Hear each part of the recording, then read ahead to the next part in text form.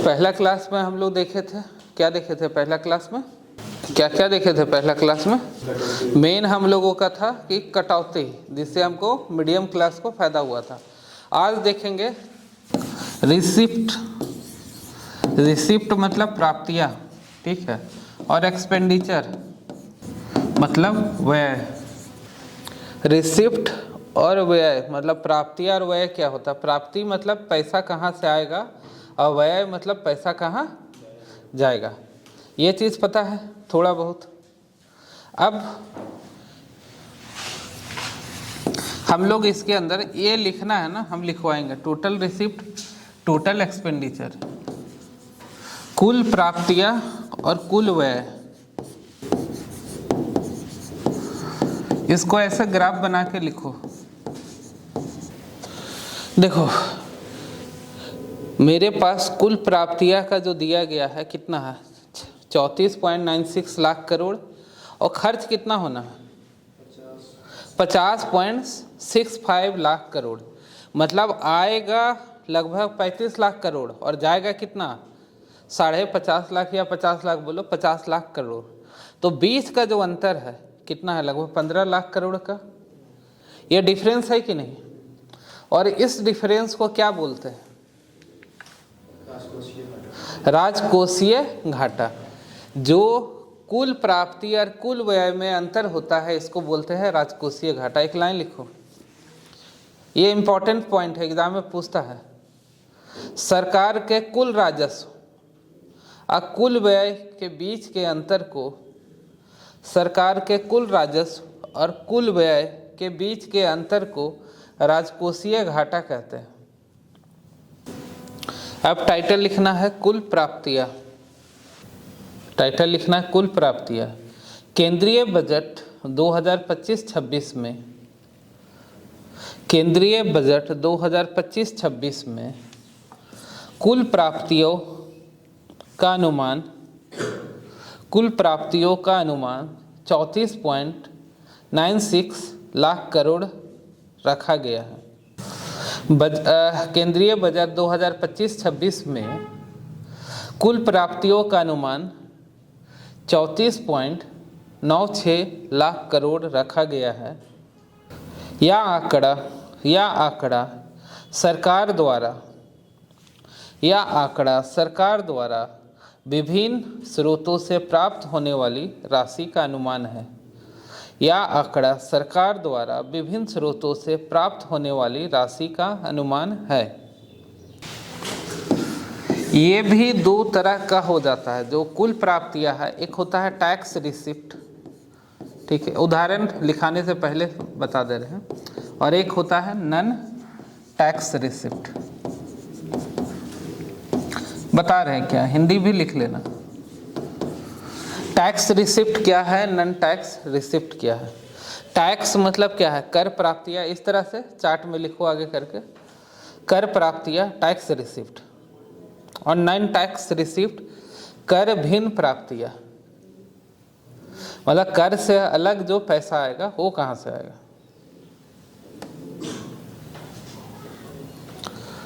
तो देखो है टैक्स रिसिप्ट, कर प्राप्तियां, नन टैक्स रिसिप्ट कर भिन्न प्राप्तियां।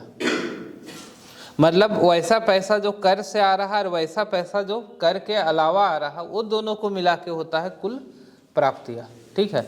तो कर में क्या आ जाएगा हमारा, आयकर, जीएसटी। देखो कर में बहुत तरह का कर आप लोगों को पता होगा, जीएसटी, इनकम टैक्स, हाँ बहुत तरह का कर है। कॉर्पोरेट मतलब निगम कर, कॉर्पोरेट टैक्स। इसका मतलब जो विभिन्न तरह का कर से पैसा आता है उसको बोलेंगे कर प्राप्तियां। जो आ रहा है किस में, टोटल रिसिप्ट का एक पार्ट है। कुल प्राप्ति का दो पार्ट हम लोग बांटे हैं। क्या बांटे हैं, कर प्राप्तियां और कर भिन्न प्राप्तियां। कर प्राप्तियां तो समझ में आ गया कि कर से आ रहा है, और कर भिन्न प्राप्तियां क्या हुआ, कर के अलावा अन्य स्रोतों से प्राप्त आए। जैसे पीएसयू का नाम सुने हो, पीएसयू, जैसे मान लो सेल, सेल क्या है, गवर्नमेंट की कंपनी है ना। हाँ बिल्कुल सही बोल रहे। BSNL किसका है, गवर्नमेंट का कंपनी है ना। तो ये कंपनी जो पैसा कमा के देगा वो होगा नॉन टैक्स रिसिप्ट, मतलब ऐसा पैसा जो कर के अलावा प्राप्त हुआ है। सरकार इन्वेस्ट किया है ना, इन्वेस्ट किया है कि नहीं, बहुत चीज़ों में इन्वेस्ट किया है। टोल यहाँ कलेक्ट हो रहा है रांची में, वो कहाँ आएगा, कर, वो कर नहीं ना है, वो टोल है, ठीक है। जितना इन्वेस्ट किया है वो कहाँ से आएगा, उससे पैसा आएगा। जैसे सेल, बेल, हेल सब कंपनी का नाम है, मजाक नहीं है। सेल भी है, बेल भी है, हेल भी है, सब कंपनी है। सब कंपनी से जो पैसा आएगा वो कहाँ आएगा, नॉन टैक्स रिसिप्ट। ये टैक्स नहीं है, वो बिजनेस जो सरकार कर रहा है उससे फायदा है। जैसे ये CCL का नाम लिया, ठीक है, तो ये सब क्या है, बिजनेस है, इससे फायदा है। दूसरा जैसे कोयला बेचता है सरकार, कोयला बेचता है ना, अडानी अंबानी इन लोग को दे देता है कोयला का ठेका, तो उससे जो पैसा आ रहा है वो कर नहीं है, वो कोयला जो निकाल रहा है पर टन के हिसाब से जो पैसा दे रहा है वो पैसा सरकार को प्राप्त हो रहा है। क्या वो कर है, नहीं हो, बेचने की वजह से हो रहा है कि नहीं, बेचने की वजह से। सोच लो जो कंपनी डूब जाता है, मान लो आज BSNL डूब गया, उसको बेच देगा तो पैसा आएगा, वो कहाँ जाएगा, कर भिन्न प्राप्तियां में। अंतर समझ रहे हो, सरकार को दो तरह से प्राप्ति मिल रहा है, एगो कर से मिल रहा है, कर भिन्न प्राप्ति से मिल रहा है। कर भिन्न मतलब वो चीज़ जो कर से नहीं आ रहा है, जिसमें है सार्वजनिक क्षेत्रों में निवेश से, निवेश मतलब यही सेल, बेल, हेल, CCL, BSNL, बहुत सारा बिजली बोर्ड, इस सब से जो पैसा आ रहा वो पैसा एक चीज़। दूसरा, बहुत सारा कंपनी को सरकार बेच देता है। जैसे रेलवे का प्लेटफॉर्म का कंट्रोलिंग बहुत जगह सरकार बेच दिया है, तो उससे जो पैसा आ रहा है मिलेगा कि नहीं सरकार को, टैक्स थोड़ी है, बेचा गया है। बहुत सुने होगा रेलवे का निजीकरण, रेलवे का निजीकरण सुने होगे नहीं, तो रेलवे का प्लेटफॉर्म का निजीकरण किया गया धीरे धीरे धीरे, फिर धीरे धीरे क्या होगा भविष्य हमको भी नहीं पता।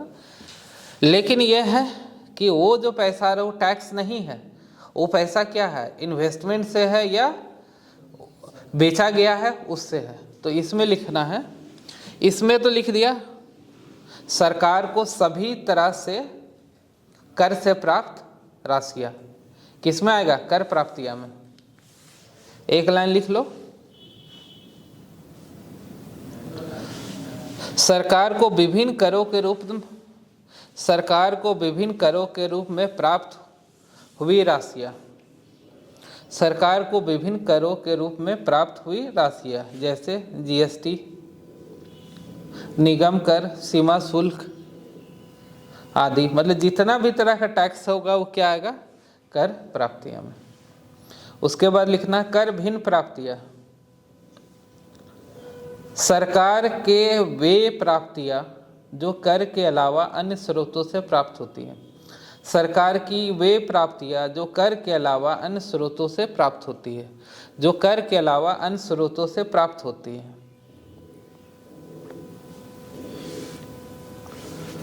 इसमें क्या आ जाएगा, संपत्ति की बिक्री, पहला लिखना संपत्ति की बिक्री, जो बिजनेस फेल होता है सरकार उसको बेच देता है, तो क्या हुआ, संपत्ति की बिक्री पहला लिखना। दूसरा लिखना सार्वजनिक क्षेत्रों से लाभांश, सार्वजनिक क्षेत्रों से लाभांश। तीसरा लिखना है उधारी, सरकार भी जो लोन देगा उससे पैसा मिलेगा कि नहीं, उधारी। हो गया। टोटल हमारा कितना प्राप्ति हो रहा है, कुल प्राप्तियां 34.96 लाख करोड़। इसमें है कर प्राप्तियां, इसको शुद्ध कर प्राप्तियां भी कहते हैं। इसमें आ रहा 28 कहाँ लिख दे, यहाँ लिख 28.37 लाख करोड़। हम इसलिए लिखा रहे हैं ना कि 3 ही 4 आइटम को याद रखना है। जब आंसर राइटिंग करोगे बहुत ज़्यादा याद रखने का जरूरत नहीं है, हर साल ही बदलेगा। तो क्या लिखना है, कितना है शुद्ध कर प्राप्तियां, या कर प्राप्तियां कितना है 28.37 लाख करोड़। मतलब टोटल कर से हमको कितना पैसा मिला है 28.37 लाख करोड़, और रेस्ट किससे मिला होगा, कर भिन्न प्राप्तियां से। तो अगर कोई पूछेगा कि प्राप्तियां मतलब क्या है, कर और गैर कर दोनों तरह का प्राप्तियां मिला के बनेगा क्या, प्राप्तियां। ठीक है, कुल प्राप्तियां मतलब जिसमें टैक्स से भी आ रहा है और बिना टैक्स से भी आ रहा है, दोनों तरह का प्राप्तियां मिलके क्या बनेगा, कुल प्राप्तियां। अभी हम क्या लिखा है कि जो आय और व्यय मतलब एक प्राप्ति मतलब क्या हुआ, आय है ना एक तरह का। सरकार कमा कितना रहा है 34.96 लाख करोड़ और खर्च कितना करेगा 50.65 करोड़, तो बीच का अंतर है कि नहीं। तो इसको क्या बोले, राजकोषीय घाटा। अब इसके बारे में कुछ बताएंगे। ठीक है, ये राजकोषीय घाटा कितना है, क्या है, ये बदले, ये ग्राफ बना लिया ना हर कोई। राजकोषीय घाटा, इसको हम लोग क्या डिफाइन किए, ये जीडीपी का 4.4% रहने का अनुमान है, इसका मतलब है। ठीक है, क्या मतलब है बताते हैं, क्योंकि ये सब चीज़ पढ़ोगे बजट में समझ में नहीं आएगा कि क्या लिखा है, क्यों लिखा है। देखो जीडीपी हम लोगों का क्या बताता है, कितना प्रोडक्शन हो रहा है, प्रोडक्शन किस में, वस्तु एवं सेवा के रूप में, यही ना बताता जीडीपी, मतलब देश में कितना उत्पादन हो रहा है, कौन बताता है, जीडीपी। और किस चीज़ में, पैसा के रूप में, पैसा बता रहा है ना। तो समझो जीडीपी का 4.4% के बराबर राजकोषीय घाटा। इसका मतलब है अगर मान लो 100 रुपया, उदाहरण से बता रहे हैं, ठीक है, समझो इसको। ठीक है, 100 रुपया अगर जीडीपी है, जीडीपी कितना है 100 रुपया अगर जीडीपी है, तो ये घाटा कितना हो रहा है, 100 का कितना हो जाएगा 4 रुपया 40 पैसा के बराबर घाटा है। समझे, इसका मतलब क्या है, मतलब पूरे जीडीपी का ये कितना घाटा हो रहा है 4.4%। पिछले बार 4.8% था, उसको घटा के किया गया है 4.4%। ठीक है, समझ रहे हो हरीश, नहीं समझोगे तो पूछना है, कहे कि ये चीज़ ही ऐसा है। जो घाटा है, ठीक है, वो कितना आ रहा है जीडीपी का 4.4%। पिछले बार था, पिछले बार का कौन बजट था 2024-25, इसमें था 4.8%, जिसको घटा के अभी रखा गया है लक्ष्य कितना 4.4%। ठीक है, कि इस बार जीडीपी का घाटा कितना होगा, जीडीपी के 4.4% के बराबर होगा। ठीक है, तो इसका हेडिंग लिखो, थोड़ा लिखवा देते हैं तो समझ में ज़्यादा आएगा।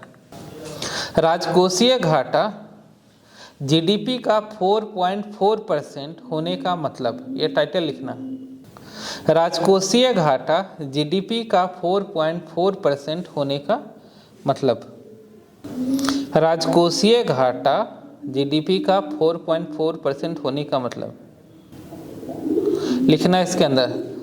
सरकार का कुल राजकोषीय घाटा देश के आर्थिक उत्पादन, देश के आर्थिक उत्पादन, आर्थिक उत्पादन क्या होता है जीडीपी, ब्रैकेट में लिखना जीडीपी,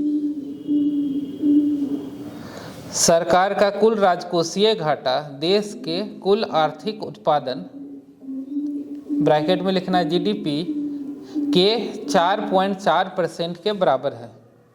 आर्थिक उत्पादन, देश के कुल आर्थिक उत्पादन, ब्रैकेट में लिखना है जीडीपी के 4.4% के बराबर है।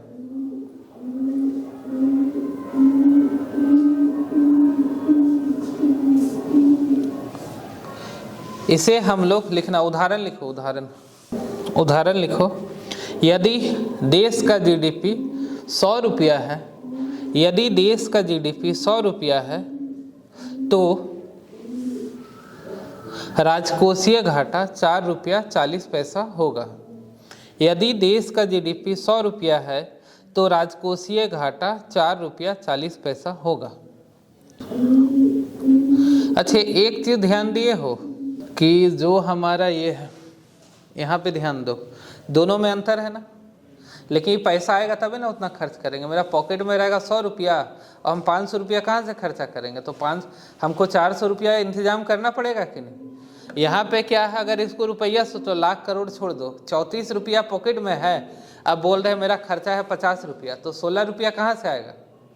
लोन लेंगे। लोन कहाँ से ले सकते हैं? पहले तो हम लोग लेंगे, जो मेजर लोन लेंगे वो देश से लेंगे, ठीक है। लोन लेने का तरीका, देश मतलब क्या, जनता से लेंगे। तो जनता लोन देगा सरकार को? काहे देगा? रीजन होना चाहिए। तुम दोगे लोन सरकार को? बोलेगा ले, सरकार भी लोन ले लेगा। दोगे नहीं ना दोगे? तुम पूछोगे सरकार है उसको काहे लोन चाहिए, तो उसका तरीका है लोन को बेचने का। सरकार कैसे लोन बेचता है, तो बेचता है बॉन्ड के रूप में, सिक्योरिटी के रूप में वो बेचता है। तो टाइटल लिखना है सकल बाजार उधार, सकल बाजार उधार। टाइटल लिखना है सकल बाजार उधार। कैपिटल मार्केट बोरोइंग, इंग्लिश में लिखेंगे कैपिटल मार्केट बोरोइंग। क्या लिखवा दिया, काटो काटो। ग्रॉस मार्केट बोरोइंग, सकल कैपिटल वर्ड कैसे आएगा?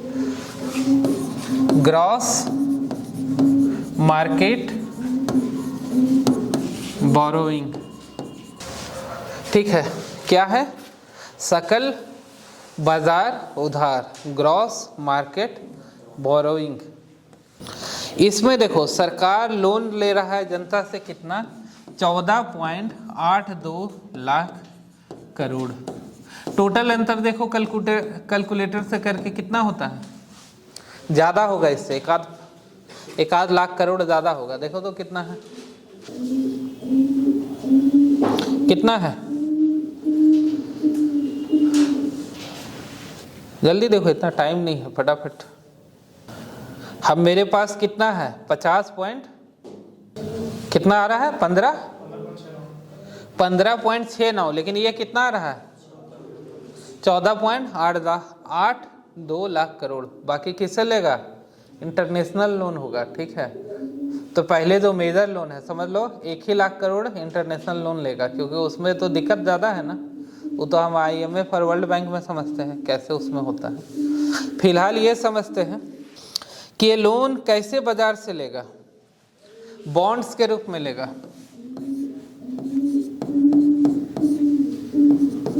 सिक्योरिटीज के रूप में लेगा। सिक्योरिटी का हिंदी सिक्योरिटी ही होता है, ठीक है। तो कैसे लेगा? बॉन्ड के रूप में लेगा, सिक्योरिटीज के रूप में लेगा। बॉन्ड सिक्योरिटी क्या होता है, थोड़ा सा बताओ, ज़्यादा बताने की जरूरत नहीं है। याद है आकाश? कम दामों में फिर वो जब बॉन्ड खरीदता है तो ज़्यादा दाम में खरीदता है। बिल्कुल सही। जैसे मान लेते हैं एक कागज है जिसमें लिखा हुआ 10,000 रुपया। सरकार जब बॉन्ड जारी करता है, ठीक है, तो बोलता है कागज का वैल्यू कितना है, 10,000 रुपया।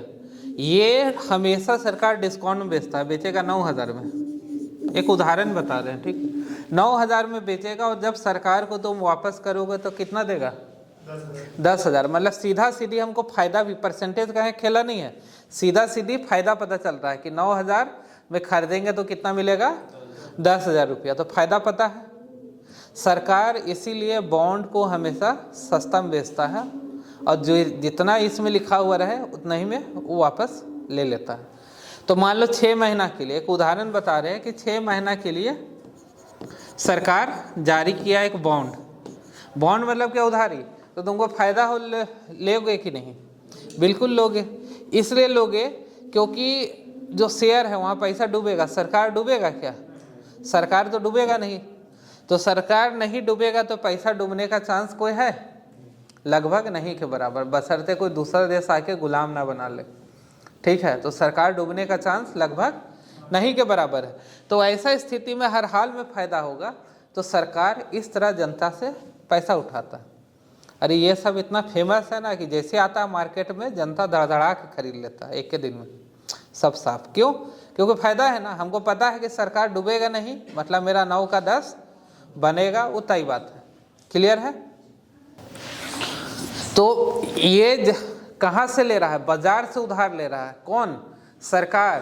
कैसे ले रहा है? बॉन्ड सिक्योरिटी के तहत ले रहा है। मतलब एक तरह का बॉन्ड बाजार में बेच रहा है कि ये नहीं बोल रहा है, एक तरह का उधारी ही है, हमसे सरकार उधारी ले रहा है ना 9,000, तब ना ब्याज सहित कितना देगा 1,000 रुपया, तो हमसे उधारी ले रहा है तब ना ब्याज दे रहा है। तो ये सरकार उधारी लेता है, किससे लेता है? हम जनता से। इसी को बोलते हैं सकल बाजार उधार, ग्रॉस मार्केट बोरोइंग। लिखो इसके बारे में। बजट 2025-26 के तहत बजट 2025-26 के तहत सरकार ने 14.82 लाख करोड़ 14.82 लाख करोड़ का अनुमानित उधार निर्धारित किया है, का अनुमानित उधार निर्धारित किया है। लिख लिए? निर्धारित किया है मतलब इतना उधार लेने का टारगेट रखा। ये तो फ्यूचर का रहता है ना, अगला 1 साल में सरकार कहाँ से पैसा आएगा, कहाँ व्यय करेगा, इसके लिए। फिर आगे लिखो, अर्थात उधार विभिन्न बाजारों से सरकार लेगी, अर्थात विभिन्न बाजारों से सरकार उधार लेगी, अर्थात विभिन्न बाजारों से सरकार उधार लेगी, जैसे बॉन्ड्स, सिक्योरिटीज आदि। एक तरह से समझ लो ना, बजट मतलब पूरा इकोनॉमिक्स का सार है। यहाँ तरह तरह का वर्ड देखने को मिलेगा जो हम लोग इकोनॉमिक्स में पढ़ते हैं, तो थोड़ा ही कॉम्प्लिकेटेड चीज़ है, सबका डिफरेंस है। जब वो पढ़ाएंगे ना शेयर वाला, तब शेयर तो लास्ट में ही पढ़ाए थे, हमको लगता है जनरल के क्लास में पढ़ाए थे, लास्ट क्लास मेरा वहीं एंड हुआ था। आज उसके आगे पढ़ाएंगे जनरल में, तो सबका टाइम है, अलग अलग टाइम बताएंगे, सब में डिफरेंस है। फिलहाल इतना समझ में आया कि सरकार उधार ले रहा है, कहाँ से ले रहा है? बाजार से। अब जो सरकार का हम लोग आय का अगर हम लोग बात किए थे तो देखे थे नॉन टैक्स रिसिप्ट, कर भिन्न प्राप्तियाँ। इसका मतलब हम लोग समझे थे कि वैसा पैसा जो कर के अलावा आता है तो उसके लिए सरकार व्यय करता है, उसके बारे में थोड़ा सा देखेंगे कि सरकार का टारगेट कितना है व्यय का। तो हम लोग लिखेंगे टाइटल पूंजीगत व्यय, पूंजीगत व्यय, जिसको हम लोग बोलते हैं कैपेक्स। कैपेक्स मतलब क्या? Capital expenditure.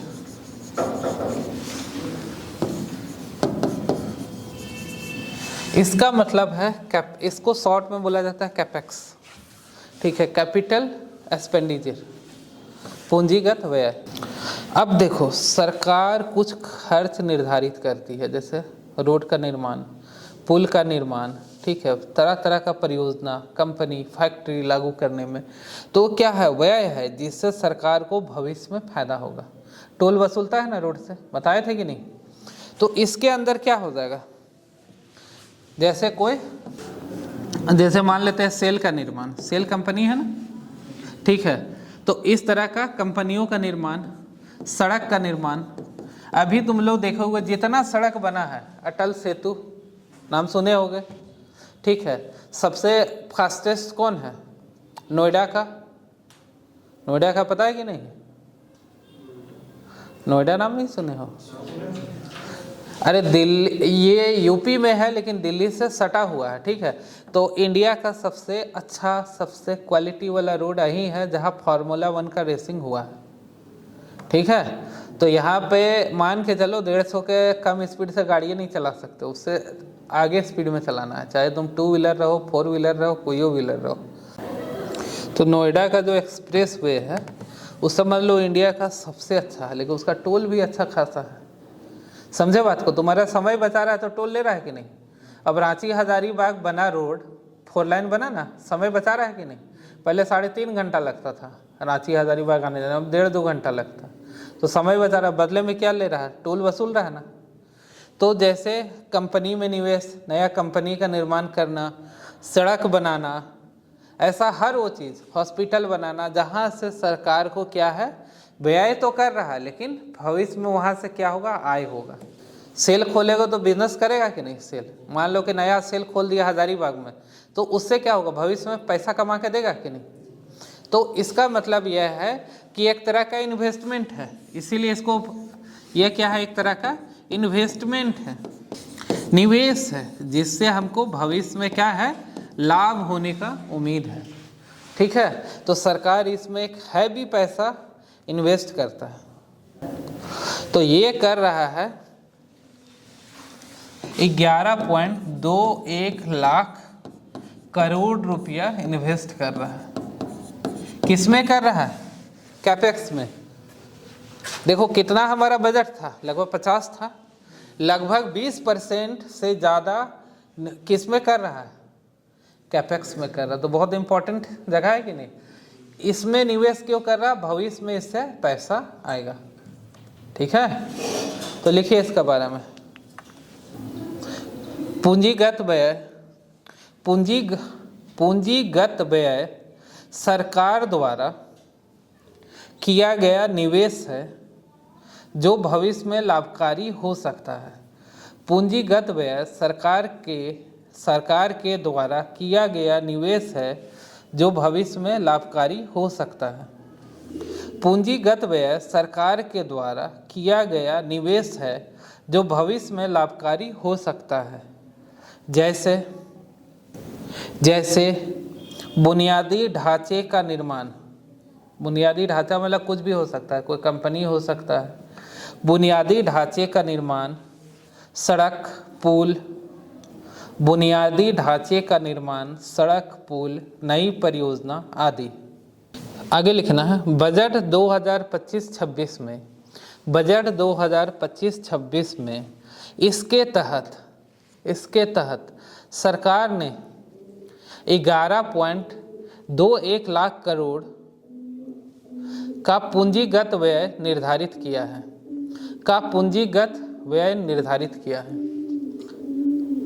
बजट 2025-26 में सरकार ने 11.21 लाख करोड़ का पूंजीगत व्यय निर्धारित किया है, जो जीडीपी का 3.1% है, जो जीडीपी का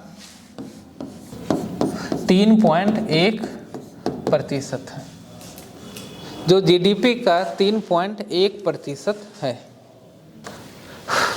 देखो पूंजीगत व्यय से हमेशा लाभ होता है। अभी हम लोग देखें रेल बनेगा, मान लेते हैं पूंजीगत व्यय में रेल बना दिया, रेलवे ट्रैक बिछा दिया, नया रेल चलेगा, तो इन्वेस्टमेंट है कि नहीं? सरकार उसमें इन्वेस्ट कर रहा है, तो उससे क्या फ़ायदा होगा? भविष्य में पैसा बनेगा।